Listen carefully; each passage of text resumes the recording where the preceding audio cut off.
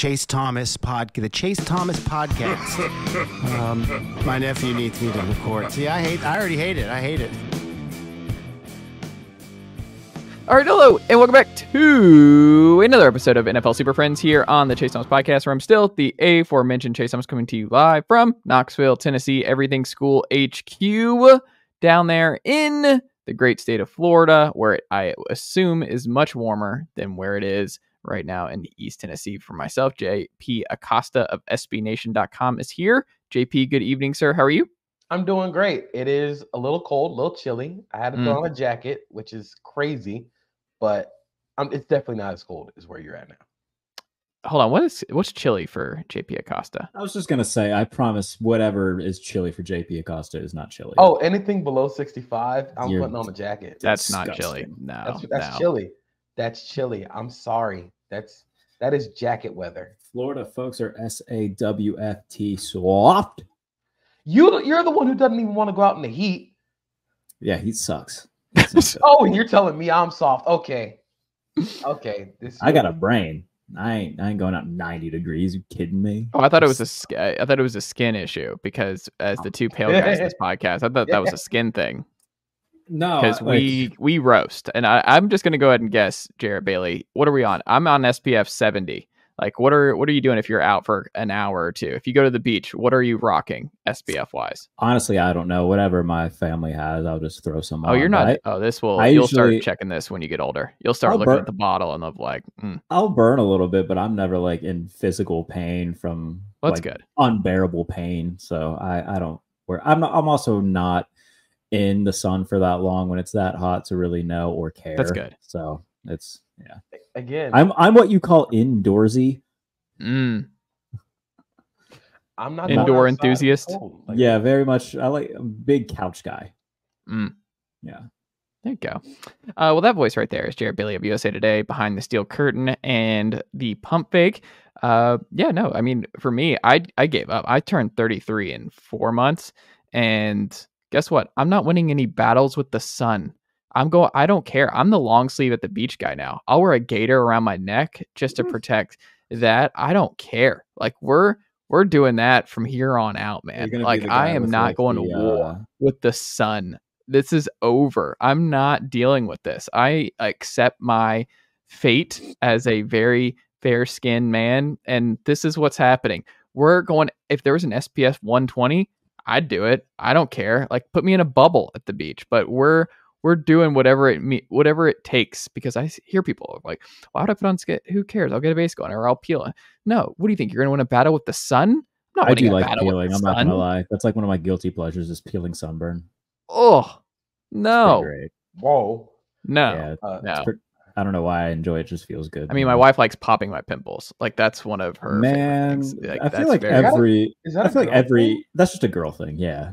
Because my girlfriend likes doing that.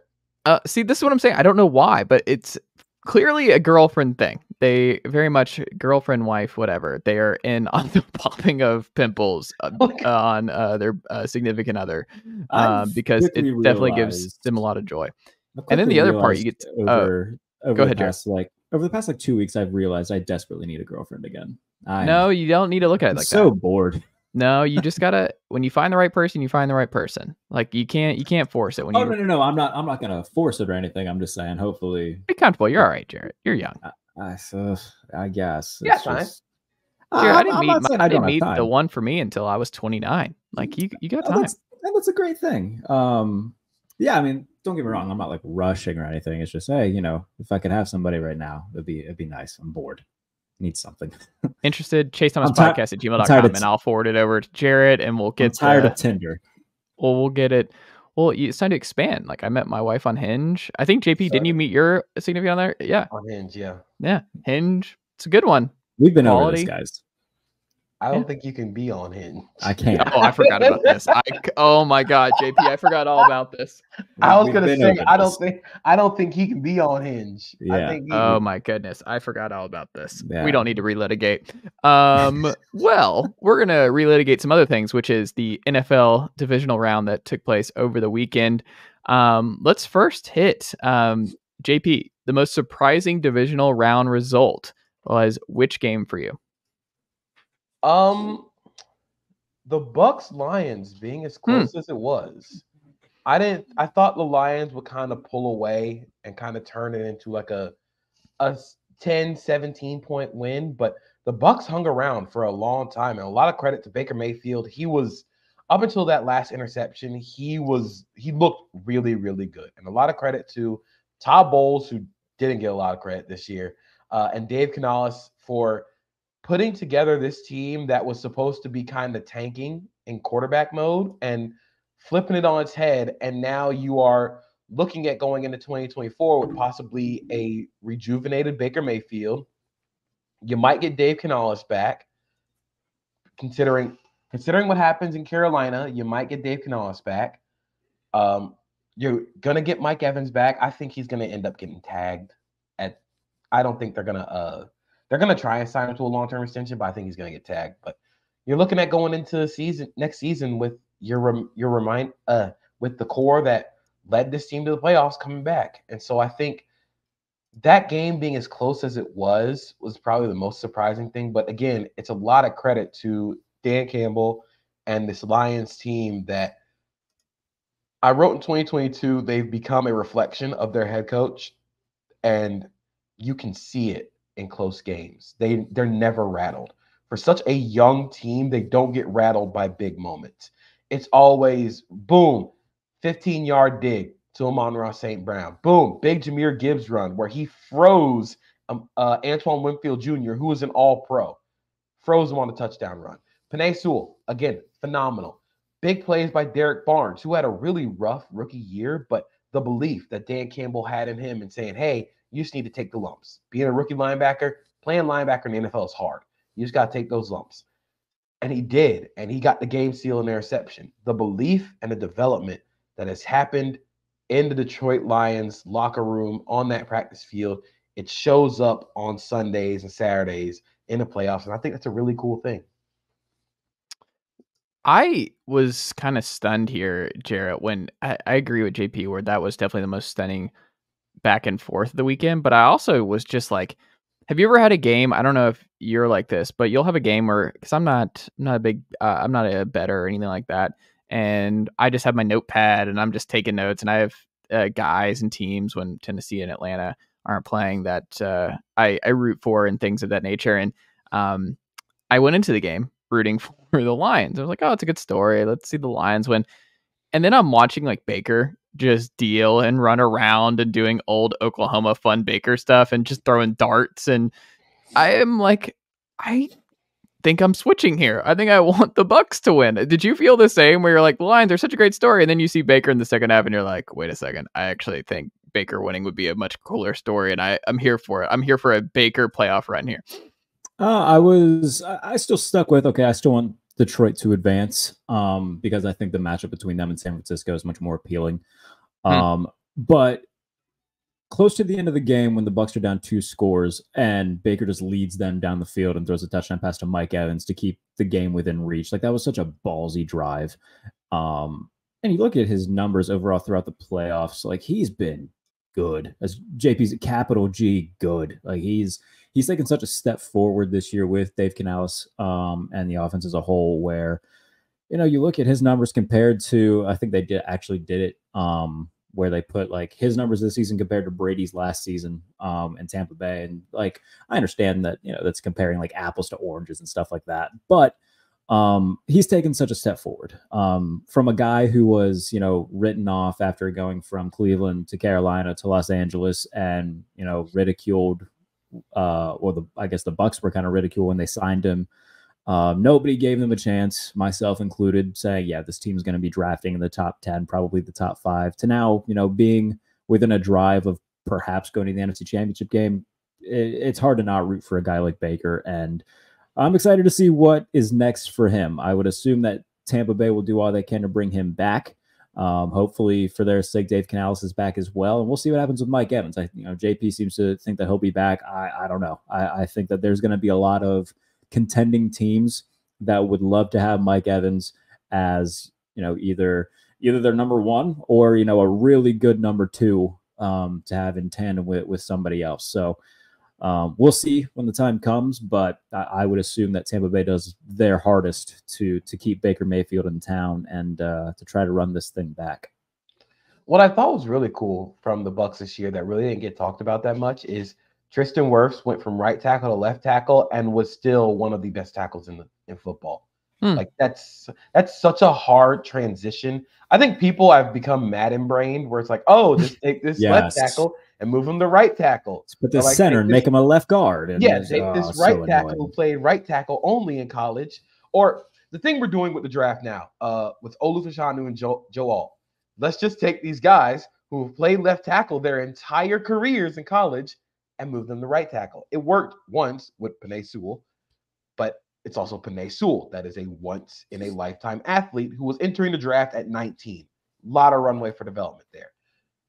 Tristan Wirfs was an all-pro at right tackle in 2021, 2022, and then flipped over to left tackle and was still very good. Like, he kind of solidified an offensive line and helped that young offensive line grow, along with him learning a new position, facing an entirely different palette of pass rushers, and was still very good. So it might not get talked about a lot, but Tristan Wirfs definitely deserves a lot of kudos for this season. I like that. I just think the Bucs overachieved, and they've quietly.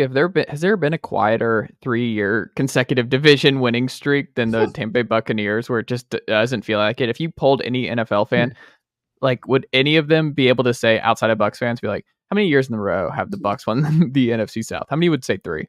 I think it's because a lot of people, like, even though he won a Super Bowl with Tampa Bay, it's like Tom Brady was on the Bucs.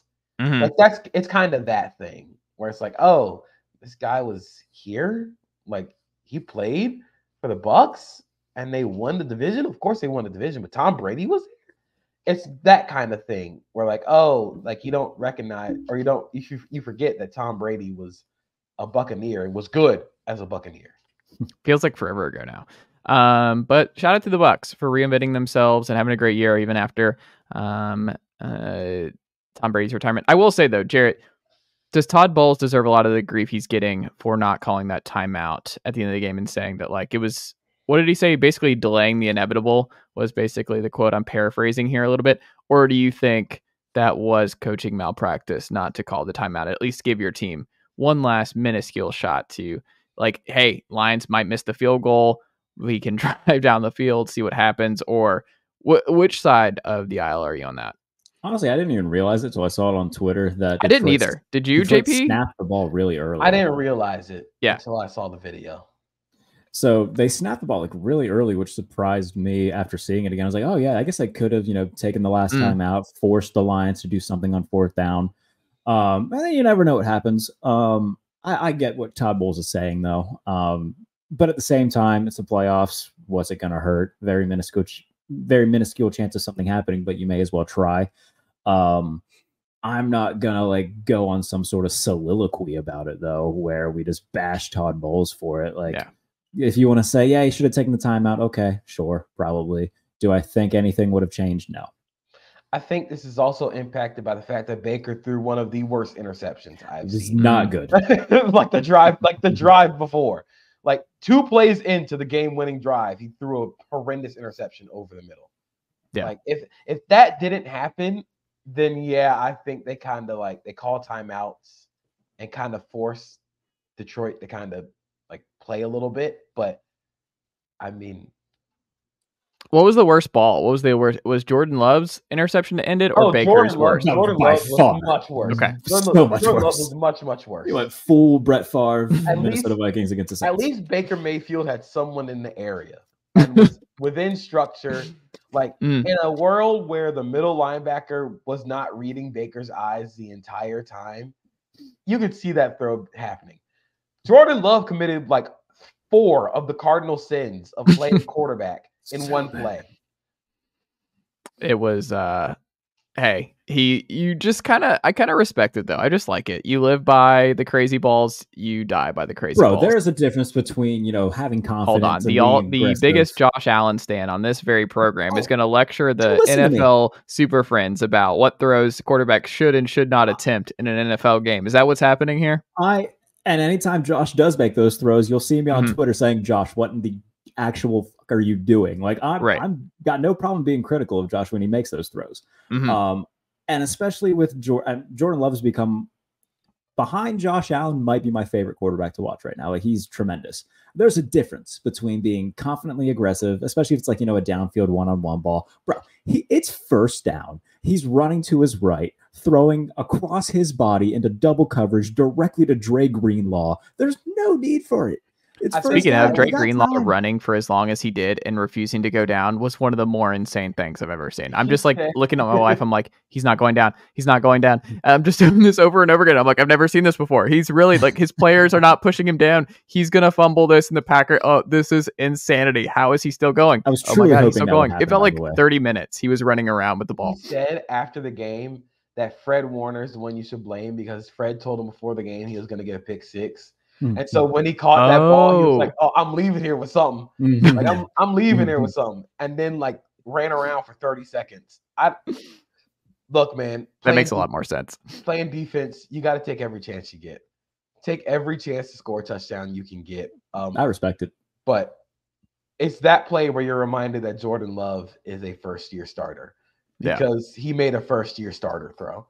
He made a lot of really good throws that night too. He made a lot of great ones, but that one was, oh yeah, you forget that this kid has never started a full NFL season before this year. Jarrett, the most telling result of the weekend was which one for you? When the dreamer dies, so dies the dream. I am so depressed. With Buffalo, man. If there was ever a time, it was now. And I'm not saying that their like window is closed or anything. As long as if you have an elite quarterback, your window's open.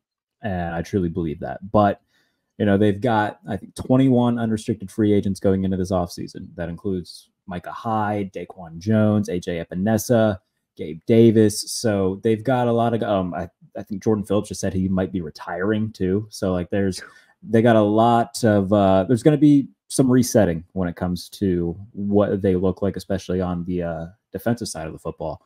What's also telling about Buffalo is they haven't drafted well. Like, there's a reason why they had to give Von Miller a lot of money. It's because they wasted a lot of draft picks on guys that they were hoping would become premier edge rushers and defensive linemen that haven't. So the fact that they haven't drafted well and a lot of these older guys are now free agents, they are going to have a lot of, they're going to have to move around a lot of money to get under the cap because they're $44 million over the cap as well. They're going to have to do a lot of New Orleans sainting this offseason to get that money right. They're going to have to draft well. They're going to have to bring in some quality people. And as it pertains to the game, it was a very weird called game from Joe Brady. Like, it was very evident early on. I don't know if he was scared. Maybe that's the wrong word, but he was not going to test the Chiefs secondary. And you know what? Rightfully so, because if you've got L'Jarius Sneed and Trent McDuffie on the other side, I don't trust Trent Sherfield to beat either of them either. And any chance he was given to make plays, he didn't. Stephon Diggs at this juncture in his career, especially in the second half of this season, is not showing the ability to separate at the next level. At the line of scrimmage, he's still good, but when it comes to getting open in the middle and downfield, he's slowing down in the second half of the season. So Joe Brady seemed to be very hesitant to test the ball downfield, and that shows with how the Bills operated. They ran 71 plays, 78 plays. They only averaged 4.4 yards per play. Like, we're going to get this 5 yards at a time. We're going to be very conservative. We're going to run the ball on first down, which they were successful at doing. James Cook had a nice game. We're going to let Josh make plays with his legs, but by no means are we going to take consistent shots at Snead and McDuffie and put the ball in harm's way. So it was telling in that sense where they were trying to be, I think, a little bit too conservative at times, but also telling in the sense that, the Bills need to get Josh Allen some help because he threw 3 beautiful deep balls, all of which were dropped. 2 by Trent Sherfield, 1 by Stephon Diggs. The last one really changed the complexion of the game because it led to, rather than the Bills being in scoring position with like 7 minutes left, they went on a 16-play drive to get down to under 2 minutes. And then Tyler Bass misses the kick. And I know that a lot of people are like, oh man, Tyler Bass, he kind of blew the season. if the Bills tie the game, the Chiefs march down the field and kick a game-winning field goal anyway. Because outside of Kansas City taking a knee at the end of the first half and taking a knee at the end of the game, they scored on 5 of 7 drives. They punted once, and Mecole Hardman fumbled at the 1-yard line. Those are the only times that the Bills stopped Kansas City outside of the knees at the end of the first half and the end of the game. I have zero faith, or in terms of even if Bass makes the field goal, that the Bills would win the game. If you give the ball back to Mahomes with 2 minutes left in timeouts, the Chiefs were going to win that game by the way that they were just demolishing the Bills. They had A.J. Klein in one-on-one coverage on Travis Kelce multiple times. Every time it happened, Patrick said, "That's cute." All right, here's another one to Travis. When Marquez Valdes-Scantling started catching balls, I knew it was done because he hasn't done that all year, and he made 2 really big catches that set them up in scoring position. So Brent Veach knew what he was doing. He was just, the Ferrari was in the garage. He was waiting to unleash him for this exact moment. And you can't forget that the first time these two played, Isaiah Pacheco did not. He had a huge game, 97 yards on 15 carries. So I wrote in my keys to victory for the Bills leading up to the game that they should play the way that the Giants did in the Super Bowl against the Bills, where they just said, we are going to hold the ball for 40 minutes. We are going to keep Patrick Mahomes off the field. And if we do that, we'll win. They did that. They held the ball for 37 minutes. The only problem is that when the Chiefs had the ball, the defense couldn't stop them. They just marched down the field and scored. So unfortunately, there's a lot of questions that need answered roster-wise. They need to get the money right, and they need to get help around Josh Allen in terms of receivers. They got to probably rebuild the defense a little bit because Micah Hyde, I doubt, is coming back. They got to bring back Epinesa if they decide to do that.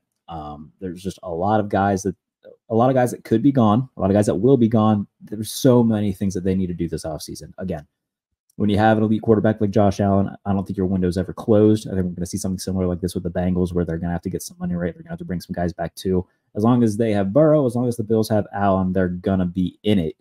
It's just a matter of, can their front offices, build teams around them. That's what the Chiefs have been really good at. For as good as Mahomes and Kelce are, Brett Veach has done an amazing job of drafting and getting homegrown talent around Patrick Mahomes. The Bills have not done a good job at that.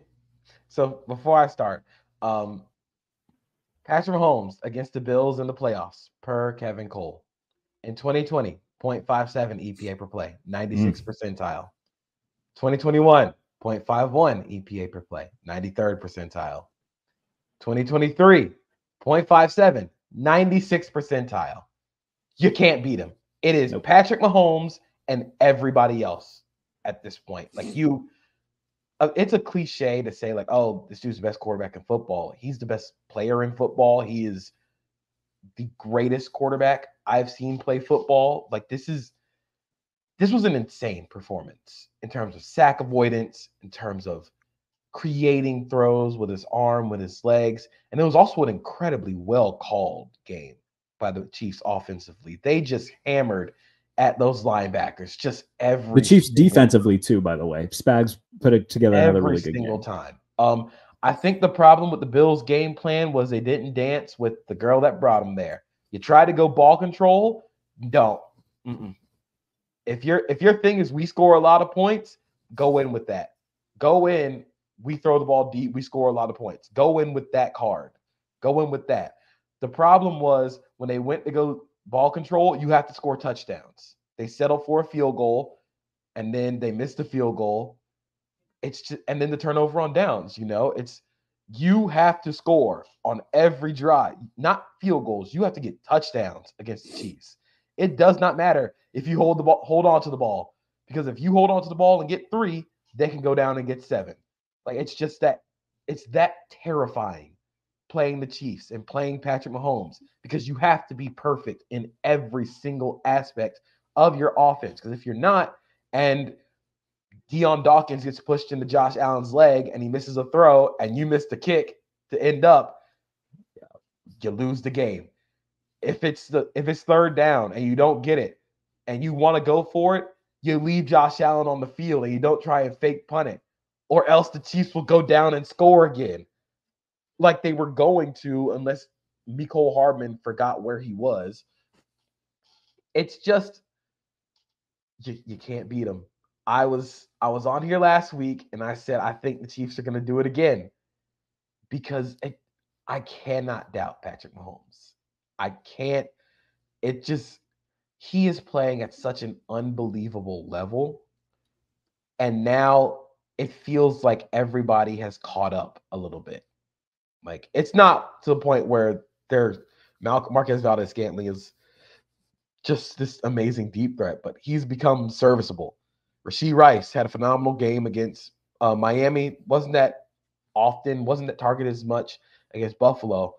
Isaiah Pacheco, phenomenal game. The run game was so good for the Chiefs on Sunday. Just varying up the looks, throwing different things at the linebackers. It's so tough to play this team, especially after they've already seen you, and especially with weak points at linebackers. Like, eventually you're gonna have to pay the bill. And unfortunately for the Bills, the bill came due at Patrick Mahomes again.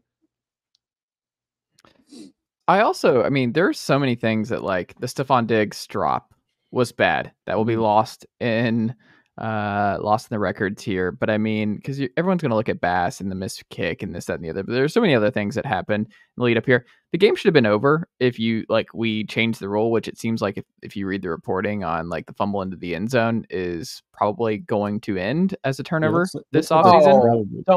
Don't get me started. Which is good. I agree. It's a silly rule. Fumble. Like, I don't think you should lose possession by fumbling into the end zone. Fumble. I get that, but look, you're taught. It's pretty harsh. Like, it's a pretty harsh. It's a game swinging penalty. You are taught or game swinging move. Playing football, you only reach the ball out when it's fourth down or it's the end of the game. Yeah, it's the only time you go to reach the ball because there's too many variables at play. We need to get people with actual, like, football IQ holding the ball. Just don't stretch it out, especially with your back to the end zone. You can't see. Yeah. What are you doing? Everything in football today is already built against the defense. If one little quirk goes against the offense, to hell with it. Who cares? Hold on to the ball. If they want to take that fumble rule away, make an eligible man downfield. Like, make that a bigger penalty. Make that a 15-yard penalty. Start calling it more. In fact, ban RPOs. Screw them. Get them out the game. Get them out of my sport. Absolutely. Okay, don't do that. I think we need more RPOs out of my sport. We're taking down Tennessee first. I was going to say, I thought you were going to go after the hash marks. I'm surprised you went RPO if you're going after Tennessee first. I think JP Acosta wants to revert back to, like, 1960s football where it's just 70 runs a game. That's right. He loves the triple. Football. That is good winning football. Absolutely. 3 things happen when you throw the ball, and 2 of them are bad. That's all. Jarrett, we need to get you into some high school games. I guarantee you somewhere in your area this fall, you need to just pop around different games. Go watch some good single wing football. They are still running the single wing in a lot of high schools around the country. Hell no, they're not. That is yes, they are. What do you mean? They absolutely are. Pigeon Forge right here has been running it. They teach them that in middle school and elementary school. They all run the same offense, so they're prepared for when they get to high school. Oh yeah, like, it's an identity. Yeah, I'm not doing that. I would rather watch just about anything. It's really else fun to and watch. Like, triple different option, offenses. no. High school is different, man. You'll find some programs doing different kinds of stuff. That's cool, man. If triple option wing offenses are your thing, God bless you. They are not Jarrett Bailey's thing. I will. You say that, JP. Like, we just got to get him into one of these games and just to see what they're doing. I mean it. I mean it. I've watched it and I hate it. I watched Georgia Tech do it for a while and I was like, "This is stupid." Navy did it for a while. What are you talking about? Stupid. Don't you ever? It is ever. Don't you ever? The most your mouth to say Paul Johnson and the flex phone offense was stupid. He won a lot of games. You cannot pay me enough money to ever, like, cover a team that runs that. I would be bored out of my mind. I can't stand that JP is going to bat for Paul Johnson and that offense, but he has just the strongest of criticisms toward Josh Heupel and the Tennessee offense. That's a bridge too far. Bullshit. That's why. I think it's pretty awesome. Jarrett, buy or sell? Callahan will end up being the long-term answer in Tennessee here. I will sell that. The follow-up, how would you approach free agency the QB room and the draft now that you know who the hire is, and if you're in Carthon's position? I feel like this is just such a reach where Tennessee was just finding any sort of like available Kyle Shanahan, Sean McVay teat to suckle at to try to get something. And this felt like a reach. Nothing against Brian Callahan, but he's not the one calling the plays there. I don't. Again, I think this is very much a reach. In terms of what they do now, I don't think Will Levis is the long-term answer. I think he's like bad and fun, like where you'll get a few like goofy throws a game, but I don't think he's the long-term answer. So now you got to figure out, they got a lot to figure out, but receiver-wise, what are you going to do there? Because they don't really have anything that would lure, a big-name quarterback there. Defensively, there's still some holes there. They'll hit the crap out of you. Like, they're very good front seven, very hard-hitting front seven that features a lot of really good guys, but you still got to figure a lot of stuff out on the back end. There's a lot to figure out with Tennessee. This isn't a one-year fix. And I assume that they're smart enough to realize that, and I assume that they're going to give Callahan a leash, but I didn't like the move personally, and I think, again, it was just a desperate reach to try to get something from the Sean McVay tree and hope that it pays off, but I just don't see it working out. I actually think it's kind of interesting, and the reason I say that is if you ask anyone who covered Cincinnati, Brian Callahan was key in helping Jake Browning get used to being in an NFL offense when Joe Burrow got hurt. And he was key in meshing the Zach Taylor play calls with what Jake Browning was good at.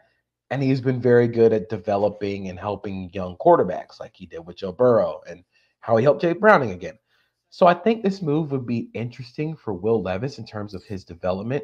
I'm very intrigued by who he brings in on his staff. Of course, the big name is Bill Callahan, Brian Callahan's father, who is one of the best offensive line coaches in football, currently offensive line coach for the Browns. If he's able to get his dad to come coach with him in Tennessee, I'm much more intrigued. But I do feel like this is interesting because you fired Mike Vrabel to hire a guy who, again, going to be I don't think he's going to be calling plays, but to hire a guy who, for all intents and purposes, was basically a quarterback coach. So it'll be interesting to see how it all works out for them. But I do think it's not a bad hire. It's not if I were to give it a grade, I'd probably say like C+, B-. Does it have a potential? I mean, like, do you think sure. he's the long-term guy there? Do you think we're looking at a 5-year run for Callahan? I think it depends on what they do at quarterback. If they can get the most out of Will Levis and they decide it's not good enough, hey, 2025 is shaping up to be a pretty good year to draft a quarterback. But if they can get the most out of Will Levis and he is good, then, hey, maybe we're cooking with something. I'm very curious what this means now, because obviously Carthon's very happy. It's like, all right, be careful what you wish for, Titans fans. Everyone's excited. I mean, look, you get an offensive-minded coach, things change a little bit. It's like we're all on the same page with ownership, the front office, the coach now. But now you got to fix the quarterback situation. Now you got to go win football games again. Now you got a division that's only getting tougher year over year. The Texans are not going anywhere. The Jaguars hired my long lost friend Ryan Nielsen, which was let me check my notes here, brutal for my Atlanta Falcons. So I think they'll have a nice bounce back year. I would anticipate. We'll see the biggest wild card in the division being the Indianapolis Colts, where they're at with Anthony Richardson in year 2. But look, man, this is a competitive division, and I'm just very curious if they fall off a cliff and Callahan's kind of the fall guy of this rebuild that just gets really bad, and he's just kind of in over his head, kind of to what you alluded to here, Jarrett. It's just too much too soon for him, like not even calling plays at this point. But there's also, I guess, if you're a Titans fan, the best case scenario is like he's an ultimate CEO coach, right? He grew up in the profession. Plan. Like if he hires well and he coaches the quarterbacks well, look, they might be okay. But so much of being a great NFL coach is just being a great CEO and being a great organizer of talent, a great talent evaluator, being a great coaching evaluator. And he might be that, but it remains to be seen. But I think Right. It's just there's going to be, like JP, you said, I'm very curious to see what his staff looks like and how he organizes this offseason. 2 of the 4 coaches left in the playoffs right now are CEO coaches. So, I mean, and you talk about like 2025, the draft class for quarterbacks.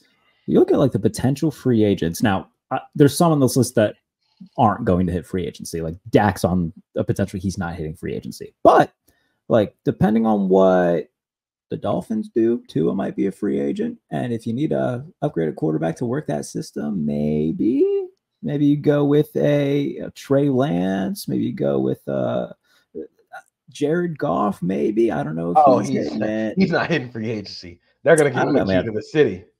Sure, but I think they could do the meanest thing ever, though, which is, I mean, sell high on the Jared Goff experience, similar to what McVay did. I don't think they're going to do that. I think that city loves him too much, and that team loves him too much. That's a dangerous place to be, though. Can't let your emotions get in the way of. You're finally good. You got to act like it. You gotta do some tough stuff where you're like, hey, Jared, thank you so much for getting us over the hump, and we appreciate it forever. But thank you for your service, but we can't do this. I think that if Ben Johnson gets a head coaching job, life after Ben Johnson, that'll be very telling if they decide to keep that train rolling. So we'll see there. So, there'll be a few different options when the time does come. I'll go in with a positive, view, in terms of what it could be. If he hires well, great. Then the AFC South could be very fun with, the 3 quarterbacks in Jacksonville, Houston, in Indianapolis, and then whatever Tennessee does in this new era post Mike Vrabel, Derrick Henry. Again, if he's able to get Bill Callahan away from Cleveland, I get a little more interested. I think it's kind of funny we're having these battles this offseason because, like, if Belichick takes a job, he's going to have to battle Gerard for his son to come and leave New England. And then you got Brian Callahan battling Cleveland to get his dad to come home and coach with him. Dad, come on. Like, Dad, what? It's just so funny to me. Like, doesn't matter how old you get. Like, these circumstances can still pop up. What dad wouldn't want to coach football with his son? Like, come on. Play to the heartstrings this one. Okay. What dad? I don't think my dad and I would have coached together. Love my dad, but I don't think we're coaching together. I mean, Bill coached with Steve, and he obviously loved it. Yeah, he didn't fire him, and Steve is obviously good at his job. But I mean, again, if he's able to make some really good hires, which of course he seems very well connected in the coaching circles. Son of a coach, been in a lot of different systems. We'll see. Brian Johnson, Matt Patricia right there to jumpstart this Tennessee Titans offseason. Good Lord. Flipping back here, JP, tape don't lie. What did Lamar Jackson do to break down the Texans defense as viciously as he did over the weekend? All right, so you guys know that meme where the dude sat up in the chair with the video game controller?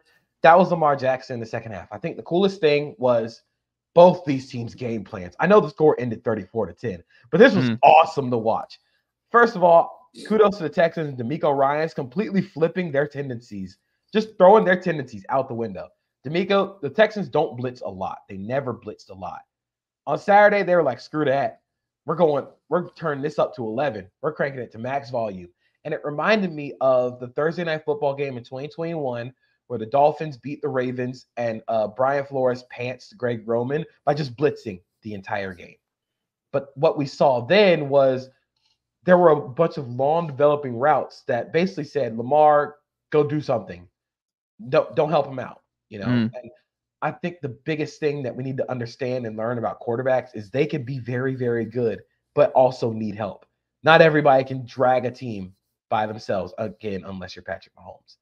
But what happened in the second half was Lamar and Todd Monken, it was said after the game, Lamar went to Todd Monken and said, hey, change the game plan. We're doing this.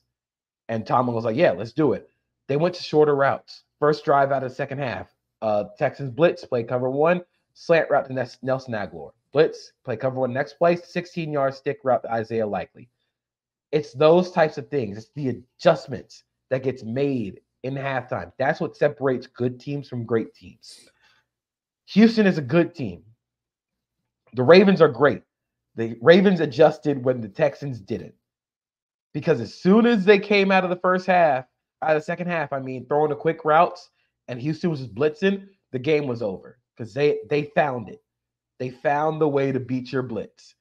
And it was through quick passes, get the ball to your receivers in space. Isaiah Likely, just phenomenal player. Phenomenal player. Rashad Cool Bateman, TD catch. Amazing TD catch. On a play that Greg Roman actually had in like the one page of his passing notebook.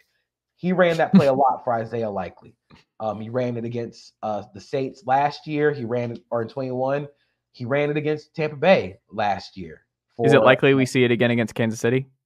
It's definitely likely we see it against Kansas City. See I that? see what you did there. Yeah, pretty good. But yeah, I think the biggest thing was the adjustments, leaning on Lamar in the design run game. The QB draw touchdown was perfect against cover one and man coverage, because if you just spread them all out, there's like 6 people left in the box, and that's five linemen, and then Gus Edwards who makes the block, and then a safety versus Lamar in space. I'm taking Lamar every time. The second touchdown run on 4th down, they actually ran that play against Detroit earlier this year, where they have Ricard in motion and they fake it's an old play. It's an old naked bootleg. You run it all the time in Pee Wee football when you have a quarterback who's pretty faster than all like the 9-10-year-old kids, and you fake the run and he just run around the corner. But this time they'd have Ronnie Stanley pulling, and he just wailed on whoever the corner was at that point, because Patrick Ricard was the only receiving target on that side. So when he goes in motion, you just bump over, and now a corner's in the run fit. So just the overall adjustment to leaning on Lamar's legs and his processing in the quick game is really what turned that game into a blowout. Also, I think Jarrett might touch on it, but the fact that CJ Stroud, if you would have said before the game, CJ Stroud was not going to get sacked and was not going to turn the ball over, what do you think was going to happen? Right. You thought the Texans would make that a game. They didn't score a single offensive touchdown. We have to give, I know we give Mike Macdonald a lot of credit, but I think he needs to get more credit, because he's faced Slowick twice, who's going to get head coaching opportunities. Faced Shane Waldron, faced Kyle Shanahan, faced McVay in the rain. He faced who else? Faced Doug Peterson and Press Taylor, however you want to look at Press Taylor. Who else was it this year? Detroit. Played Ben Johnson. Took on Kevin Stefanski. He pantsed all of the Shanahan, like Mike McDaniel. He pantsed all of the Shanahan tree. He stuffed them all in a locker. Like, that's the most impressive job of this season. Just overwhelming these great offenses and making them each have their worst day against you. Houston didn't score. In the 2 games that Houston played against Baltimore, they scored 19 points and did not score a touchdown on offense. That's so damn cool. And I know JP touched on it in terms of giving D'Amico credit for changing his game plan. I think that speaks a lot to just the modern thinking of D'Amico Ryans and where he came from in San Francisco, because D'Amico is usually, okay, we're going to run cover 4, we're going to stay in quarters and whatnot, blitz the hell out of him, and I give him a ton of credit for that. And in terms of Houston as a whole, like, you could tell this is a young team. A lot of pre-snap penalties. I think they finished with 11 penalties as a whole on the game. A lot of false starts, a lot of just miscommunication, and a lot of pressure that was on CJ Stroud throughout the game that killed a lot of potential scoring chances for Houston.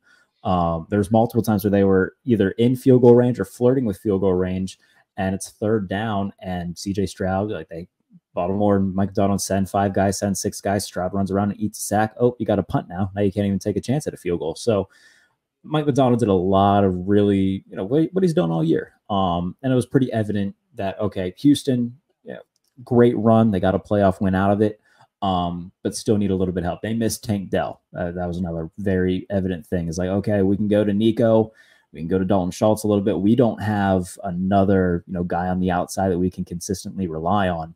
And Baltimore feasted on that. But credit where it's due to Houston for, doing what they did in the first half and having Baltimore, I think, a little bit shell-shocked because they weren't expecting to see Houston do that. But the Ravens did a great job at capitalizing and answering with their own, change of plans in the second half. It's a huge win. I think it's going to be fun to see Ravens Chiefs. I think that's the best matchup for everybody involved.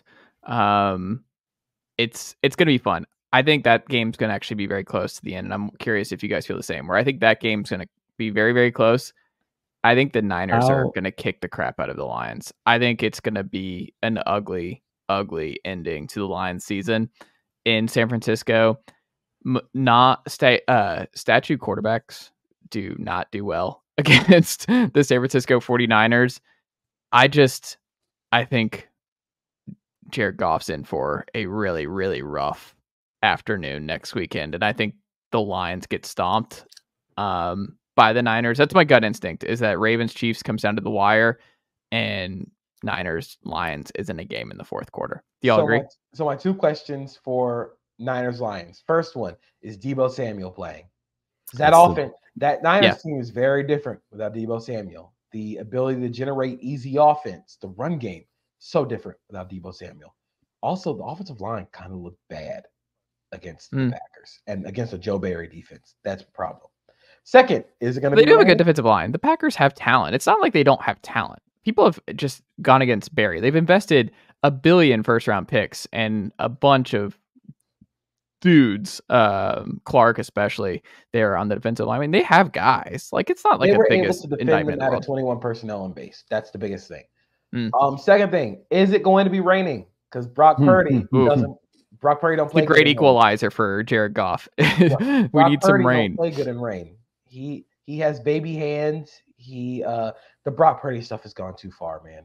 We cannot keep doing this. It's going to end all football discussion. He played bad until the last drive. Yeah. That's fine to say.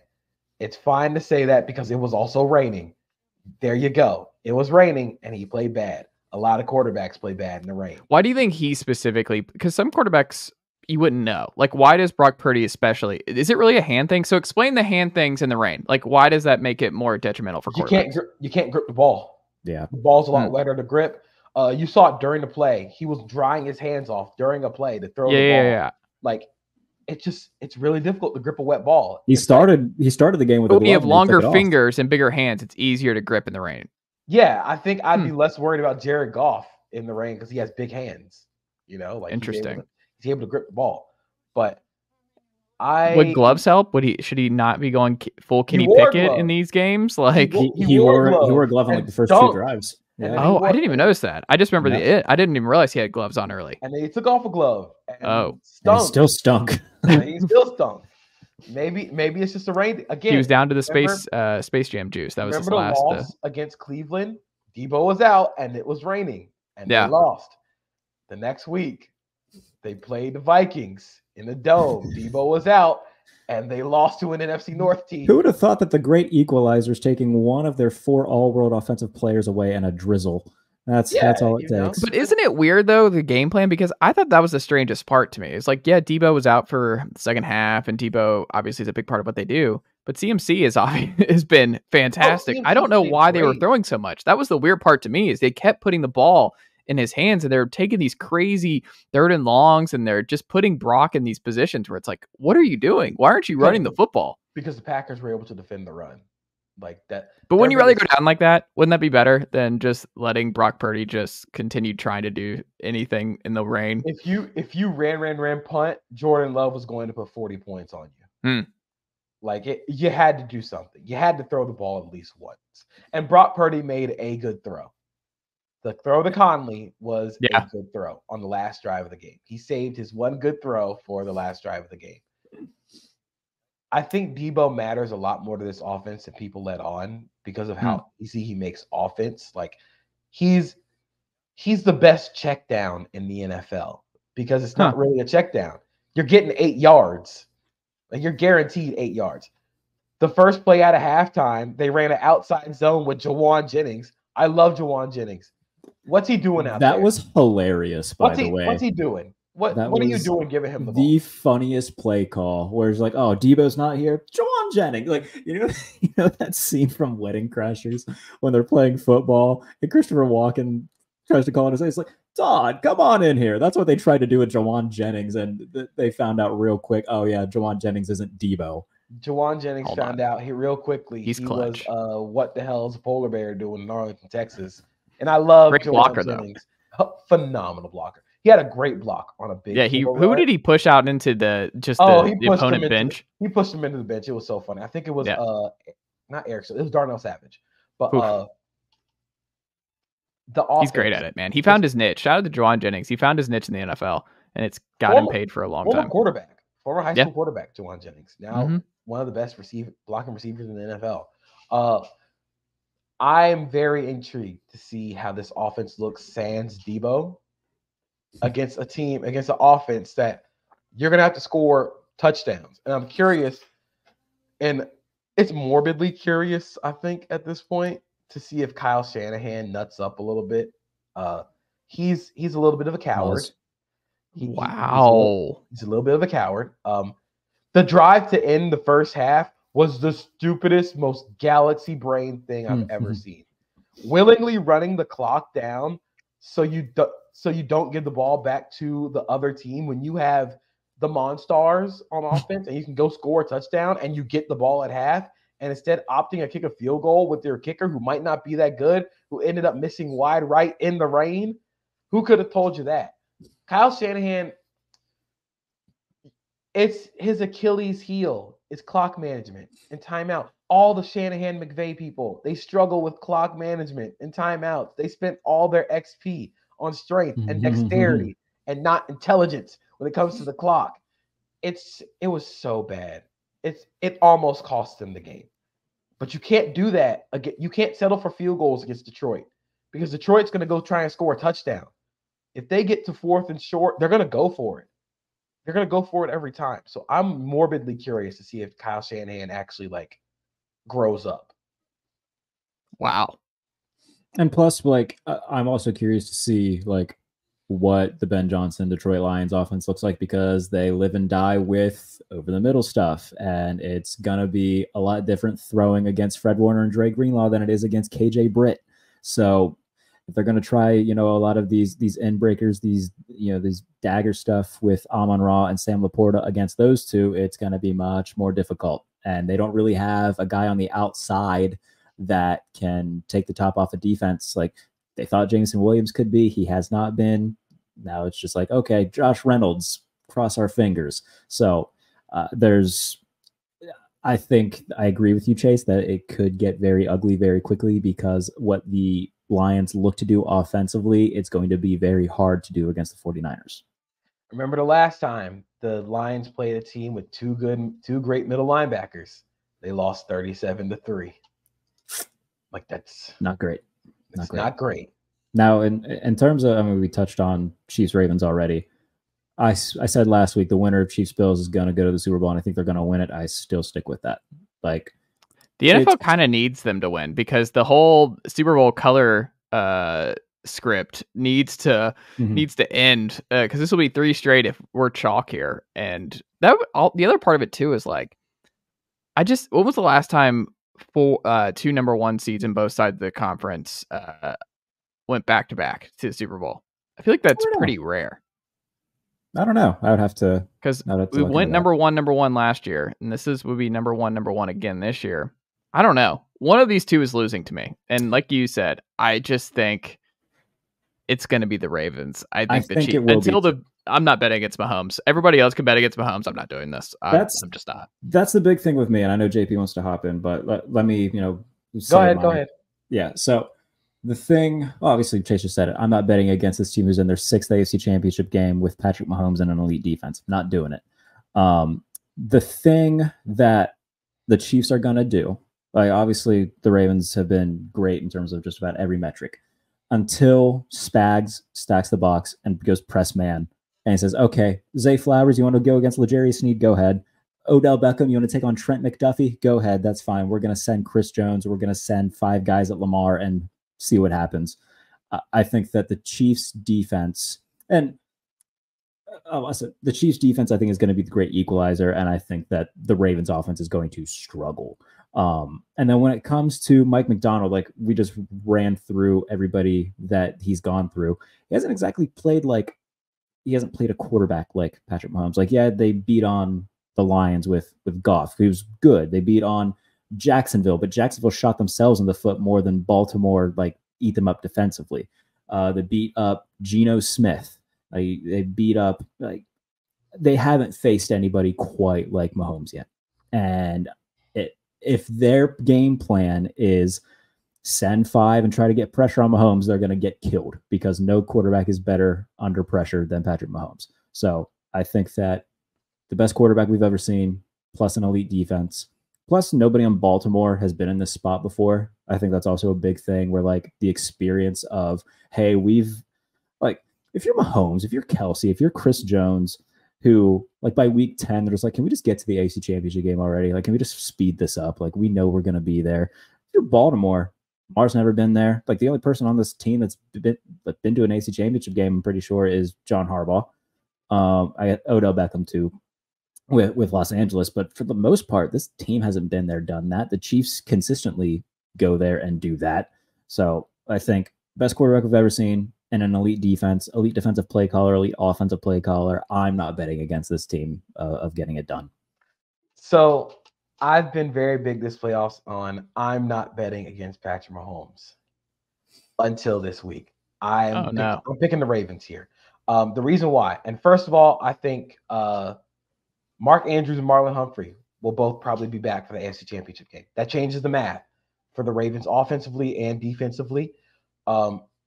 I just think they have a lot more answers to questions that the Chiefs will throw at them than the Bills will. And I think the Bills, I sort of think the Bills played to not lose with their offensive game plan. Sure. I don't think the Ravens are going to do that. I think if you want to play man against the Ravens, sure, go ahead, man, because you risk having a linebacker having to tackle Lamar Jackson in space. That's the only issue there. I would not want to risk that on every play because the Texans tried to do that they didn't try to do that. They went to zone coverage and Lamar obliterated them. I think defensively, it's going to be a lot different. It's going to be a lot different than what Sean McDermott tried to do. It's going to be a lot different than what Vic Fangio tried to do. I think the pressure thing is different because of how Mike Macdonald sends pressures. It's not always going to be 5 people. They're gonna show 6 or 7 and then drop all of them and play drop 8.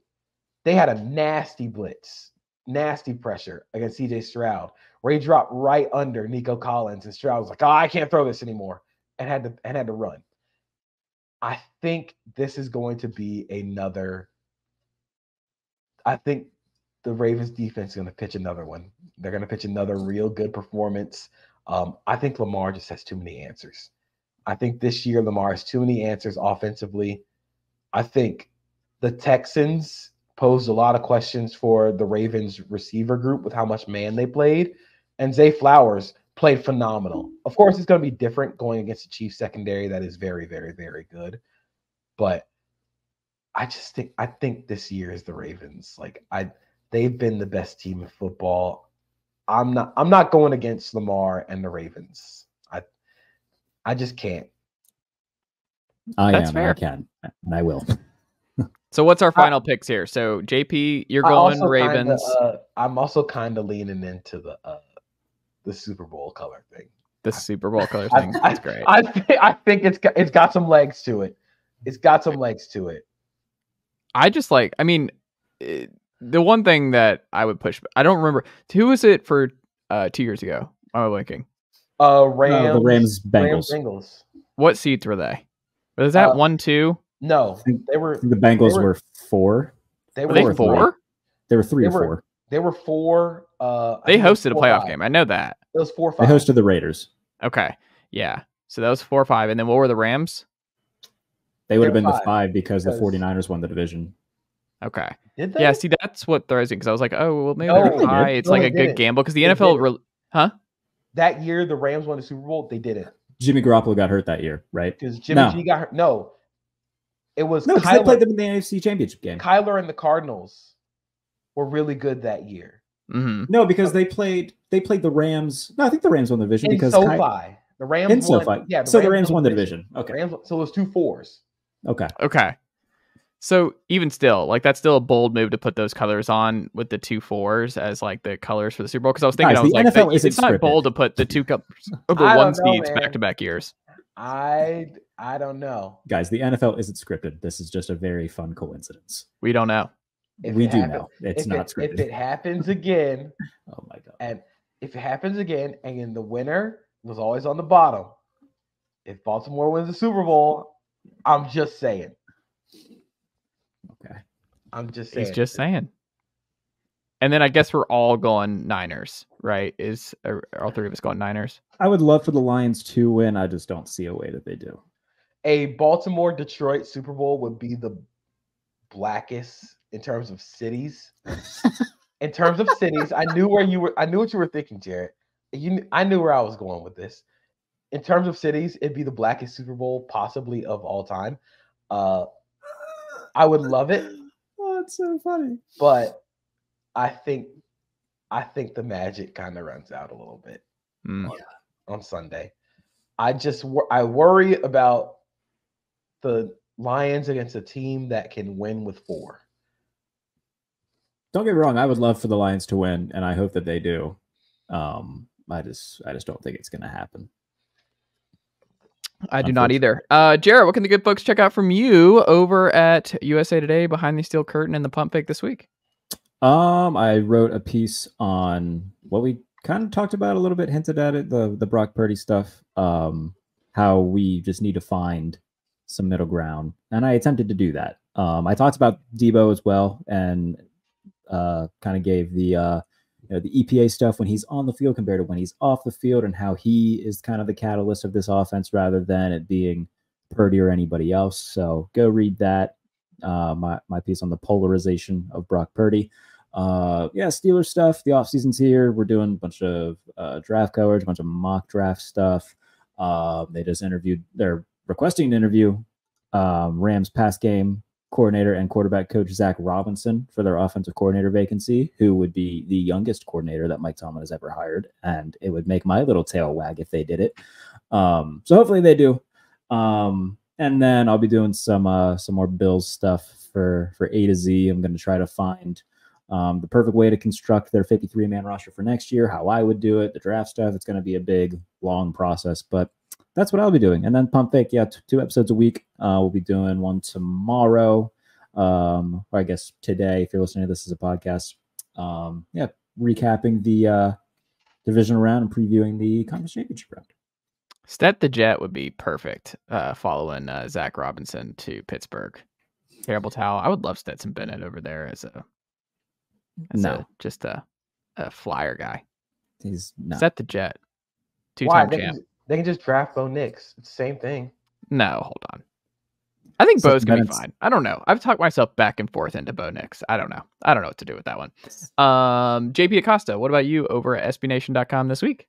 Got a big board dropping for 2024 draft. I'm excited to reveal it. Top 50 prospects this year.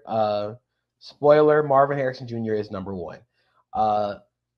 I also going to be doing a lot of work covering the playoffs, of course. Going to be watching a lot of film. Follow me there. Made some tier lists today of quarterbacks that everybody should love, and everybody will, I assume, agree with and love and never disagree with anything. And even if you do disagree, I'm not taking questions. So there you go. I also think it's going to be wild when JP next year, he has to do a whole opening here where I'm like, so JP, when you're doing your 2025 mock, is that a Tennessee Volunteers, the number 1 overall defensive player, going number 1 potentially? I mean, he's good. He's James really Pierce good. might go number 1 James next Pierce year. is really good. He's really good. That's He the best plays for thing my about team, Tennessee. Jarrett. He's pretty awesome. He can drop into coverage now. He's just becoming more of just an all around, just insane athlete, but he had a pick 6 in the Iowa game where he just drops into cover. What position does he play? This is an edge. He's an edge rusher? Oh, he's an edge rusher. Okay. And I mean, sometimes linebacker, sometimes free safety. Maybe he plays quarterback a little. What can James Pierce not do? That's what many are asking here in Knoxville, Tennessee. JP Acosta, Jarrett Bailey, thank you as always, and I'll talk to y'all next week.